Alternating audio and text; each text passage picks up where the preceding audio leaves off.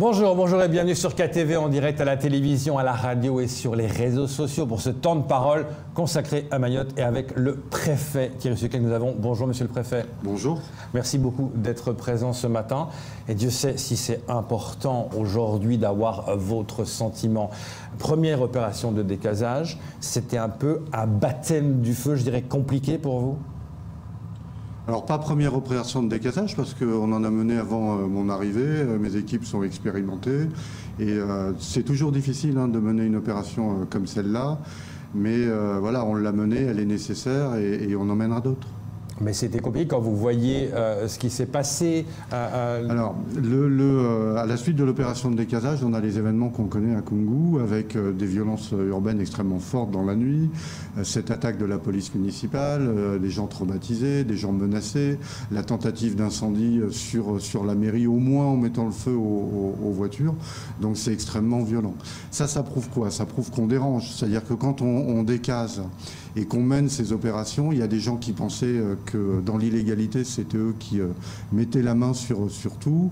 Et en décasant, on a mis un coup de pied dans la fourmilière et on dérange. Et donc, effectivement, on a ces réactions. Ça veut dire qu'on est présent et ça veut dire que les politiques publiques que l'on mène, qui sont à la fois des politiques de lutte contre l'habitat illégal, de lutte contre la délinquance, de lutte contre l'immigration irrégulière, elles embêtent un certain nombre de gens et voilà, on est dans cette lutte. Mais est-ce qu'on n'a pas pu éviter ce genre de dégâts? Parce que, par exemple, quand on décase la Jamaïque, on sait les problèmes que ça peut engendrer.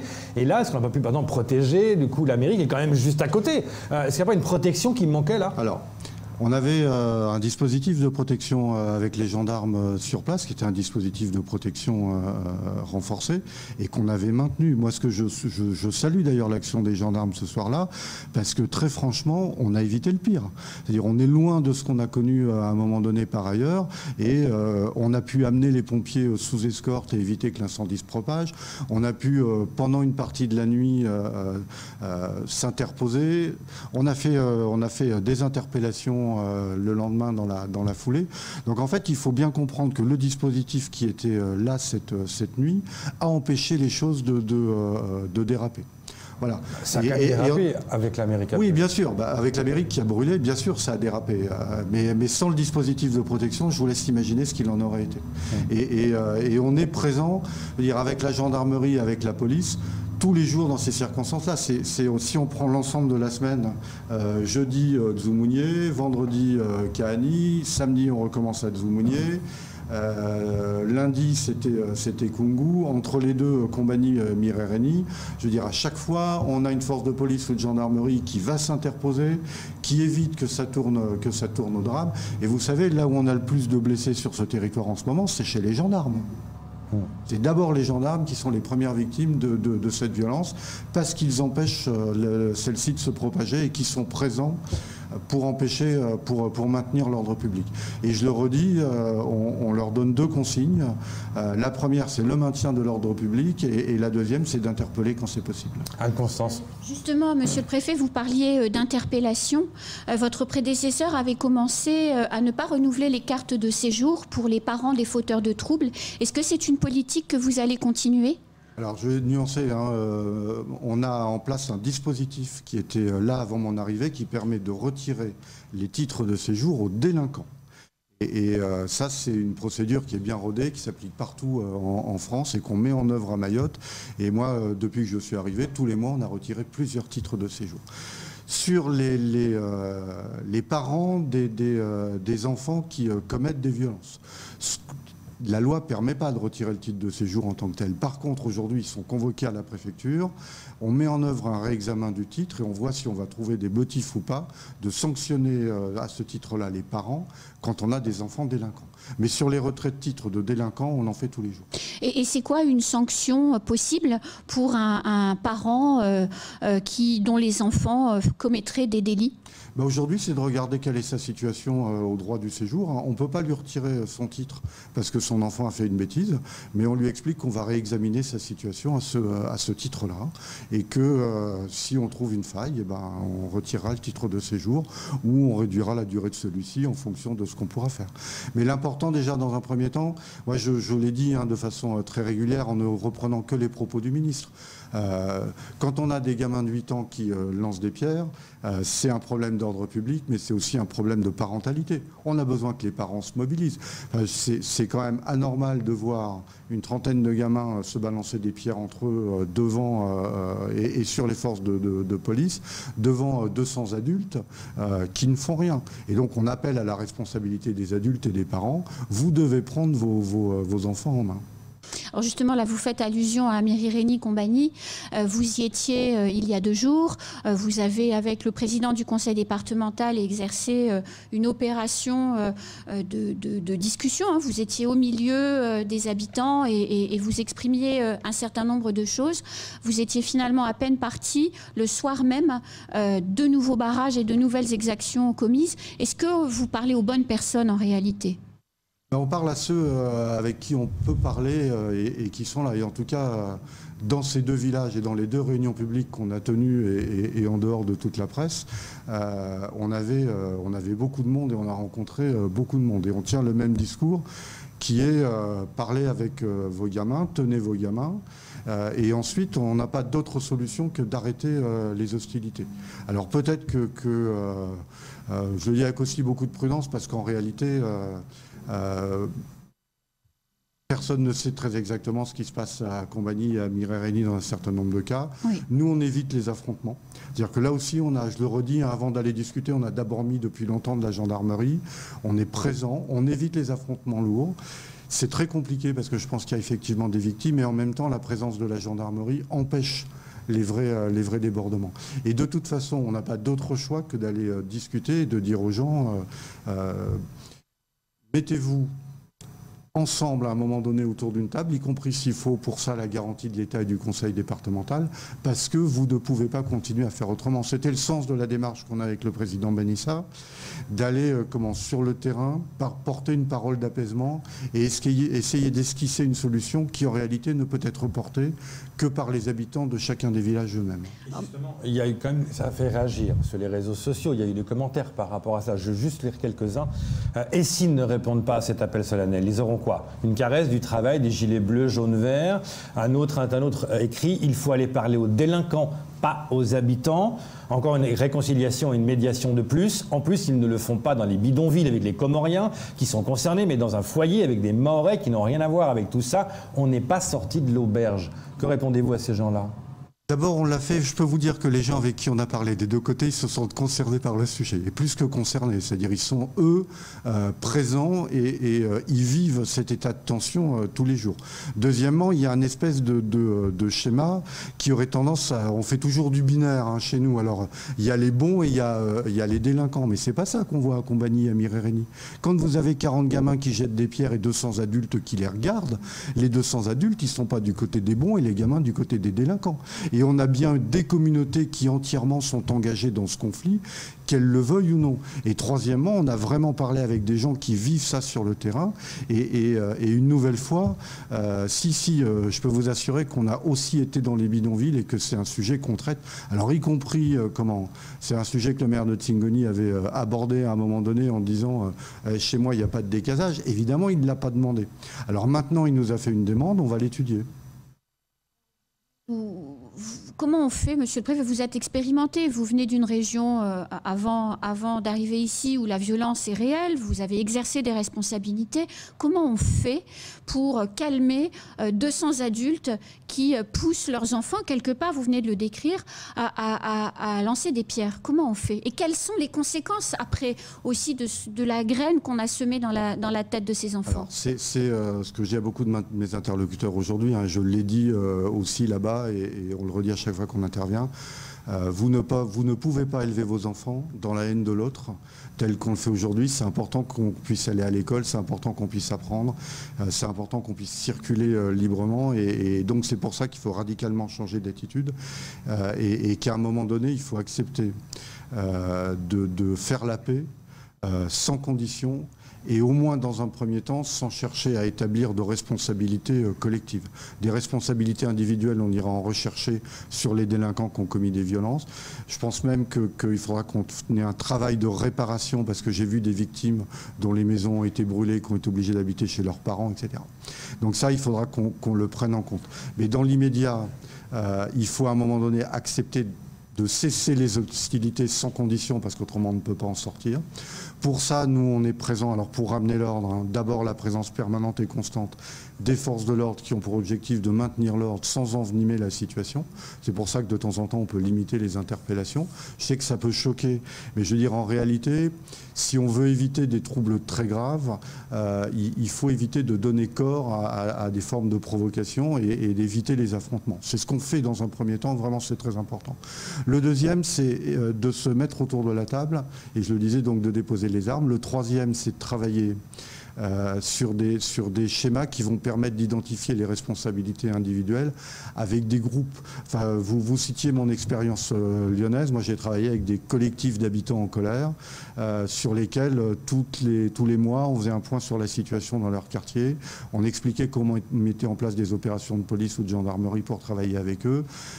Et on avait un travail de prévention et de répression de présence sur le terrain qui se mettait en place. Aujourd'hui, ce sont des choses qu'on fait déjà en grande partie dans d'autres communes. Le climat qu'on connaît à Mirerigny et Combani permet difficilement de faire ça tant qu'on n'a pas cessé une partie du combat. Autre image qu'on avait vue qui avait frappé les gens quand il y a eu des barrages suite au décasage, quelqu'un en avait marre et avait sorti une arme à feu. Il se baladait avec une arme à feu, monsieur le préfet. Là, ça monte d'un cran. On sent les gens sont assez à cran. Et le risque, c'est que, et si tout d'un coup, il prend cette arme, il tire, il tue quelqu'un. On n'en est pas loin, là, monsieur le préfet. C'est bien pour ça que le premier ordre qui est donné à la gendarmerie, c'est le maintien de l'ordre public, la présence sur le terrain pour apaiser les tensions et éviter le trouble à l'ordre public. C'est bien pour ça qu'on a des instructions pour lever les barrages immédiatement. Ce matin, on a eu une tentative de barrage sur Koungou. Ça a été levé tout de suite et on intervient de façon immédiate. Et je le redis, on me demande souvent est-ce que c'est l'état de droit à Mayotte et je réponds bah oui, c'est l'état de droit. C'est l'état de droit tant qu'on a le droit de circuler. Et aujourd'hui, ceux qui contestent l'état de droit font des barrages. Et nous, on envoie les gendarmes et les policiers partout pour rétablir la liberté de circuler, la liberté d'agir. C'est ce que je disais ces jours derniers. Et donc voilà, on a cette présence constante. On a aussi besoin que tout le monde se mobilise. Alors, je l'ai dit aux élus, bien pour, me semble-t-il, hein, pour Mayotte debout, parce que c'est une manifestation dans la dignité, c'est de la solidarité, mais on a besoin que les services publics fonctionnent. Félicitations aux enseignants de Dzoumounié là, qui ont compris que c'était plus important d'avoir les enfants à l'intérieur de l'école qu'à l'extérieur et de les livrer pieds et poings liés à la délinquance et aux bandes. Et moi, je l'ai dit très franchement aux chauffeurs de bus scolaires hier. Hein. On comprend les revendications, puisque de toute façon, on a signé le protocole, on a pris les mesures, on est d'accord là-dessus. Il reste certes des choses à approfondir, mais là où on a besoin de vous aujourd'hui, c'est sur les routes pour prouver qu'on est capable de circuler, pour que les gamins puissent aller à l'école et pour que la République règne sur ce territoire. Et quand on n'est pas capable de faire rouler les bus scolaires, ce sont les délinquants qui gagnent. Et donc moi, vraiment, j'en appelle à tous pour dire on doit faire fonctionner les services publics, on doit être présent dans nos activités, on doit faire vivre Mayotte de façon à ce que la rue, elle est à nous, l'espace public est à nous, la liberté de circuler, c'est celle qu'on défend. Et voilà, on ne doit pas se laisser impressionner par les violences que nous avons. Et pour nous protéger, on a les forces de l'ordre, la police et la gendarmerie qui sont là en permanence. Justement, ce sujet-là, monsieur le préfet, pour les forces de l'ordre, vous étiez, la demande des policiers notamment, c'était d'avoir plus d'effectifs sur le terrain.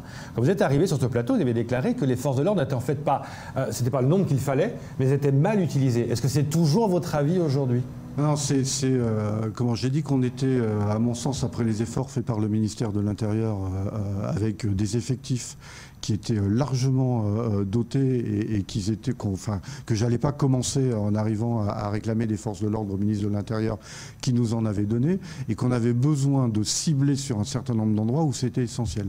J'essaie d'en finir avec un discours un peu global où chaque fois qu'on pose un point précis et difficile, on me répond « oui, mais c'est tout Mayotte ». Alors c'est sûrement vrai, sauf que pour régler les problèmes, il faut qu'on aille à Kahani, il faut qu'on aille à Dzoumounié, il faut qu'on aille à Mirereni, Kombani, à Koungou, là où ça chauffe. Et si on se détourne de ces objectifs précis, on loupe ce qu'on est en train de faire. Et donc vraiment, je reviens sur ce que je disais en arrivant.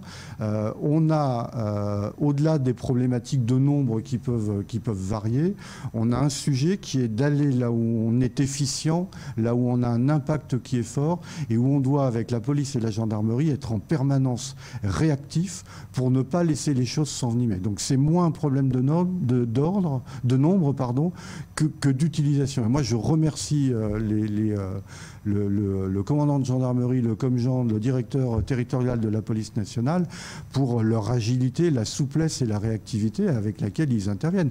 Enfin, toutes les nuits, les dispositifs se déploient et se mettent en œuvre en fonction de ce qu'on rencontre pour éviter que les difficultés ne s'enflamment et de faire de nouveaux points de fixation. Je l'ai dit aux transporteurs scolaires, aux chauffeurs de bus. Moi, je ne peux pas vous garantir qu'il n'y aura pas un bus caillassé demain ou après-demain au regard des dispositifs qu'on met en œuvre.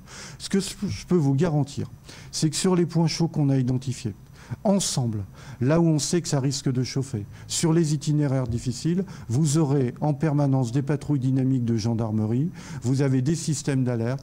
On a décidé par exemple de remettre en place le système de fouille des sacs à l'entrée des cars sur un certain nombre de points ciblés. Bon sang, j'ai pas eu le temps de le mettre en œuvre, on a déjà le droit de retrait. Ouais, mais ils sont caillassés, mais comme les automobilistes qui... Les gamins de voir des forces de l'ordre là, parce qu'ils caillassent quand même. Si, je vous assure que malgré tout, même si on a des nombres importants de caillassage, ça freine. Et puis les chauffeurs de bus ne sont pas les seuls concernés. On a tous les gens qui vont travailler là, qui peuvent être caillassés. Hier, j'ai tenu une réunion à la préfecture avec des agents de la préfecture qui me disaient, monsieur le préfet, on a été caillassés sur le chemin du travail, qu'est-ce qu'on fait? Eh bien, on a ces dispositifs qui sont présence de forces de l'ordre. Malgré tout, on en évite. Systématisation du dépôt de plainte. Le procureur le rappelait hier dans les réunions qu'on avait en disant on n'a pas assez de dépôt de plainte parce qu'une fois qu'on arrive à savoir que ça s'est passé là, là et là, il a le même discours que moi, on adapte nos dispositifs et on finit par interpeller et quand on a des éléments, il en donnait des assurances hier, il a une politique pénale extrêmement dure. Donc voilà, c'est dans la persévérance et la durée qu'on répondra à ça. Évidemment, si au bout de 3 jours après le protocole, au lieu de faire preuve de constance, d'abnégation, de persévérance, d'être présent sur le terrain et d'affirmer notre détermination, on fait comme si on n'avait rien fait auparavant, on recommence tout à zéro à chaque fois. Et moi, je demande à chacun de faire ses efforts parce que c'est effectivement la République qui doit maintenir sa présence sur ce territoire.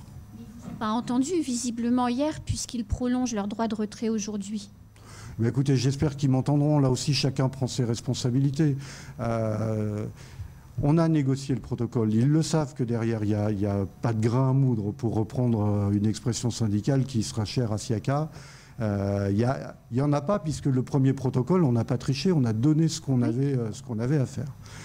Donc aujourd'hui, on négocie plus. On sait qu'on a des efforts à faire sur la mise en œuvre du protocole et que celui-ci ne se met pas en œuvre en un clin d'œil. Il est d'ailleurs décliné en 3 parties. Les engagements du département, les engagements de l'État, le département couvrant Transdev, et puis les choses qu'on doit faire dans le court terme, le moyen terme et le long terme pour améliorer. Donc autant on peut travailler, mais il faut qu'on accepte de travailler ensemble au moins plus de 2 jours. Avant de parler d'un volet santé, une dernière question. Aujourd'hui, il y a la marche blanche à 8h. Ouais, Mayotte debout. Mayotte debout. Est-ce que vous serez présent lors de cette marche? J'ai dit aux élus l'autre jour en dépit du contexte sanitaire, comme c'était une manifestation revendicative, elle ne serait ni interdite ni soumise au pass sanitaire. C'est l'une des exceptions que prévoit la loi.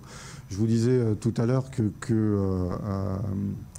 Je pense que c'est une bonne initiative pour montrer la solidarité des Mahorais et des Mahoraises face à ce qui s'est passé lundi à Koungou. Et puis voilà, on regarde avec l'association des maires qui met en place le dispositif pour qu'à l'issue de la manifestation, on puisse faire un point ensemble. Vous parlez de passe sanitaire, la transition est toute trouvée. On sait que les tests ne seront plus gratuits à partir du 15 octobre, pour les non-vaccinés en tout cas. Comment cela va s'appliquer à Mayotte, monsieur le préfet ? Alors, écoutez, c'est un point qui est géré par les autorités de santé, qui en plus est géré nationalement. On sait qu'à Mayotte, les conditions peuvent nécessiter une adaptation. L'ARS verra si la demande, enfin, comment on peut gérer ce point-là. Mais ce qui nous concerne aujourd'hui directement sur les mesures liées à l'épidémie, sont les annonces du président de la République en Conseil de défense mercredi dernier sur le fait qu'un certain nombre de départements pourraient voir leur situation évoluer. Donc Mayotte pourrait être concernée. On va regarder là si, comme une partie des départements métropolitains, il y a lieu d'aménager quelques mesures. Je pense à des choses comme le port du masque en permanence, en extérieur. Voilà, on va regarder aussi avec l'éducation nationale si les mesures prises au niveau national dans les établissements scolaires, dans certains départements, peuvent ou pas s'appliquer à Mayotte. Alléger pour la rentrée scolaire, est-ce que vous allez alléger tout ça pour le port du masque, tout ça ? On est en train de travailler là-dessus. Alors, mais sur ces points, port du masque. Port du masque à l'école, peut-être jauge dans les commerces. Il y a des choses qui ne changeront pas, c'est-à-dire le pass sanitaire, tant qu'on est dans ces situations fragiles et tant que le pass sanitaire est en vigueur, il est maintenu pour les rassemblements de plus de 10 qui ne peuvent s'organiser que sous condition du pass sanitaire, il est maintenu dans les ERP. Les conditions pour voyager sont toujours les mêmes, le pass sanitaire ou les motifs impérieux.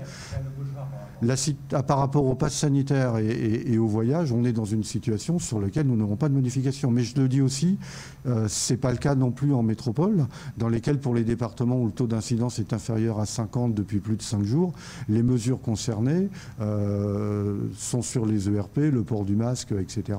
Mais en aucun cas sur le pass sanitaire qui devient un outil aujourd'hui de gestion de la crise et un outil permanent.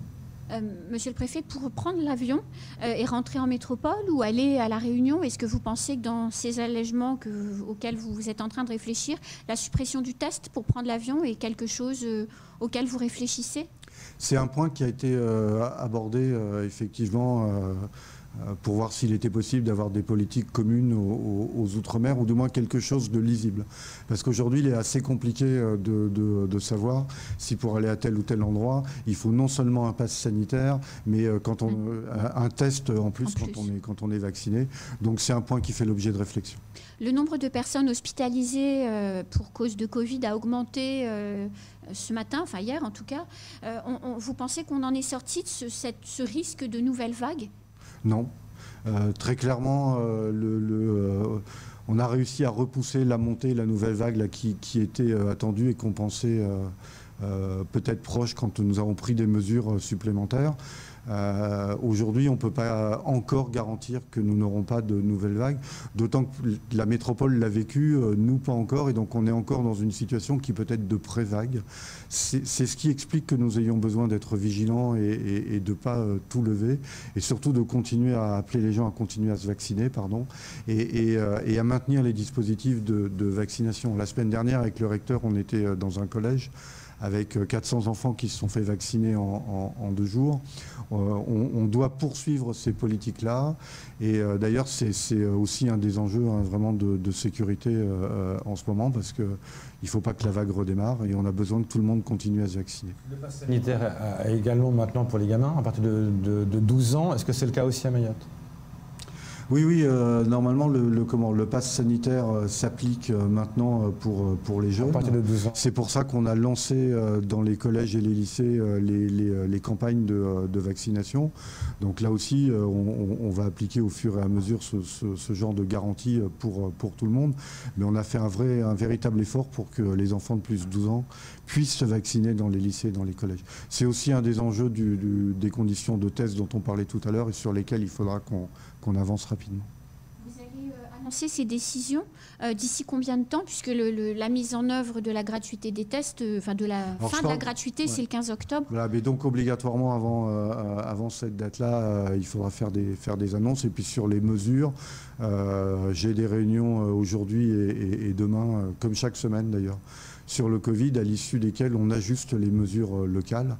Donc normalement, d'ici vendredi, on annoncera si on maintient l'arrêté dans les dispositions actuelles ou si on prend quelques mesures d'allègement. On allège parce que les gens commencent à en avoir vraiment marre. Parce qu'ils voient que ça va quand même mieux à Mayotte. Mais pourquoi on a encore tout ça sur la plateforme? Ils vont mieux, mais vous l'avez dit tout à l'heure, on a des hospitalisations complémentaires. La situation est vraiment fragile. Ça va mieux à Mayotte parce qu'on respecte les gestes barrières dans un certain nombre de cas, parce qu'on a pris ces mesures. Je sais qu'elles ne sont pas entièrement et partout, oui. Mais au moins, le fait qu'elles soient prises et respectées dans un certain nombre de cas participe à cette lutte. Donc je vous l'ai dit, on travaille sur l'allègement, mais en même temps, il faut qu'on reste extrêmement vigilant. Merci, monsieur le préfet, d'être venu ce matin et bon courage. Merci, au revoir. C'est tout pour ce temps de parole. Tout de suite, la suite de vos programmes.